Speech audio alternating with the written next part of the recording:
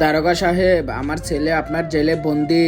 বাবা তুমি এসেছো? হ বেটা। আরে কে তুই? আরে দারোগা সাহেব, এটা আমার একমাত্র ছেলে, ওর সাথে আমি দেখা করতে এসেছি। তুই জানোস ও কত বড় অপরাধী, অনুমতি ছাড়া ওর সাথে তুই দেখা করতে পারবি না। আরে দারোগা সাহেব, অনুমতি তো নিয়ে এসেছি, এই যে দাঁড়ান, এই যে এটা দেখুন, এসে গেছে আমার বাবা। দেখিস কিছু না কিছু বন্দোবস্ত করবেই। আরে কি করবে, তোর বাপ তো বুড়া এবং কি তার উপর থেকে ন্যাংরাও। আমার বাপকে একদমই ভুল বুঝিস না, সে অনেক পুরান খেলারে। দেখিস কিছু না কিছু ভাবে আমাদের এই জেল থেকে বাহির করবেই। ঠিক আছে, যা তোর পোলার সাথে কথা বলে নে, এই দরজাটা খুলে দে।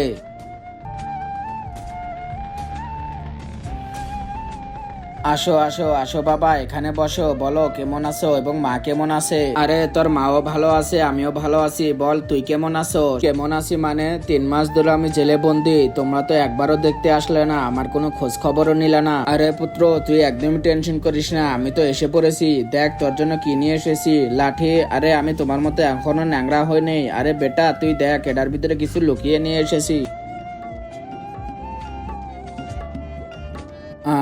এটা আবার কি? লাঠির ভিতরে একটা ছোট্ট মোবাইল, এটা কি?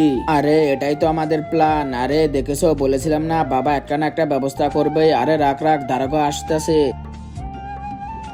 কিরে বুড়া, তুই তোর ছেলের সাথে কথা বলেছস? হ বেটা, তাহলে এখন চলে যা, তোর সময় শেষ, তাড়াতাড়ি এখান থেকে বাহির হয়ে যা। ঠিক আছে দারোগা সাহেব। বাবা ভালো মতো যাও, আর মাকে আমার সালাম জানায়ও, আর ওষুধ ঠিক মতো খেয়েও। ঠিক আছে বেটা।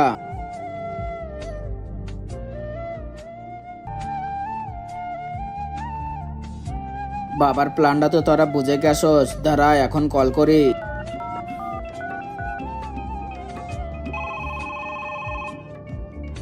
তারপরে কি হলো সেটা দেখার আগে তুমি যদি তোমার মা বাবাকে ভালোবাসো, তাহলে ভিডিওতে লাইক করে নিচে থাকা সাদা কালার সাবস্ক্রাইব বাটনে ক্লিক করো। আর যদি লাইক সাবস্ক্রাইব না করো, তাহলে ভেবে নিব তুমি তোমার মা বাবাকে একদমই ভালোবাসো না। আর কমেন্টে আই লাভ মা বাবা লিখো।